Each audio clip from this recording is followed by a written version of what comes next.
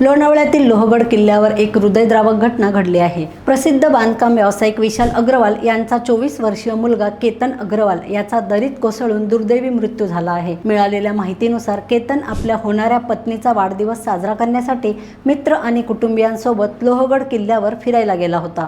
मात्र फोटो काढण्याच्या मोहात तो खोल दरीजवळ गेला आणि अचानक त्याचा तोल जाऊन तब्बल 350 फूट खोल दरीत तो कोसळला। या अपघातात त्याच्या डोक्याला गंभीर दुखापत झाली। बचाव पथकाने अथक प्रयत्न करून त्याला बाहेर काढले आणि रुग्णालयात दाखल केले, मात्र डॉक्टरांनी त्याला मृत घोषित केले। विशेष म्हणजे पुढील महिन्यात केतनचे लग्न होणार होते। जयपूरमध्ये तब्बल 17 कोटी रुपये खर्च करून पॅलेस बुक करण्यात आला होता, तर पाहुण्यांसाठी 2 विशेष विमानांचीही व्यवस्था करण्यात आली होती। आनंदाच्या क्षणावर दुःखाची सावली पडल्याने अग्रवाल कुटुंबियांवर आणि मित्र परिवारावर शोककळा पसरली आहे। रोकठोक महाराष्ट्राला सबस्क्राइब करा आणि बेल आयकॉनवर क्लिक करायला विसरू नका।